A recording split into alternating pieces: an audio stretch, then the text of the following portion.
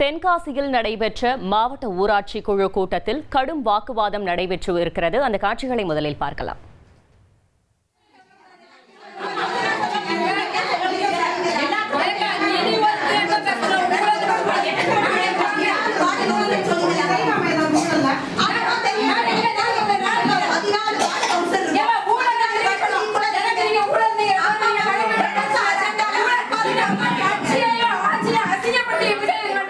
இது குறித்த கூடுதல் தகவலை செய்தியாளர் தங்கம் வழங்கிட கேட்கலாம். தங்கம், வணக்கம். அங்க என்ன நடந்து இருக்கிறது? கூடுதல் தகவல்கள்.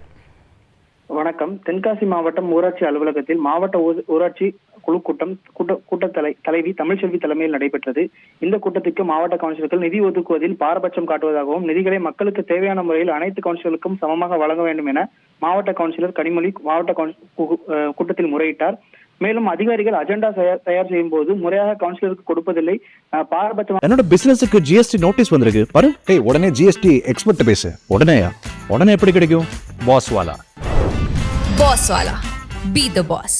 நிதி ஒதுக்குவதில் ஊழல் நடைபெறுவதாக குற்றம் தொடர்ந்து சாடினர். இந்த நிலையில் இதற்கு பதில் பேசிய சக திமுக கவுன்சிலரான பூங்கோடி, ஊழல் என குறிப்பிடாதீர்கள், நிதி முறைகேடு என குறிப்பிடுங்கள் என மிகவும் ஆக்ரோஷமாக வாக்குவாதத்தில் ஈடுபட்டார்.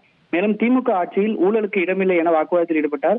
மேலும் இந்த சம்பவம் கடுமையான வாக்குவாதமாக ஏற்பட்ட நிலையில் இது குறித்து கவுன்சிலர்களிடையே சிறிது நேரம் கடுமையான வார்த்தை போராட்டம் நடைபெற்றது. இந்த நிலையில் கவுன்சிலரின் கணவர் ஒருவர் கூட்டரங்கிற்குள் வந்து கூட்டத்தை உடனே முடிகிற என கூறிய நிலையில் சக கவுன்சிலர்கள் அவரை வெளியேறுமாறு கூறினர். இதனால் அப்பகுதியில் சிறிது நேரம் பரபரப்பான சூழல் ஏற்பட்டது. தகவல்களுக்கு நன்றி தங்கம்.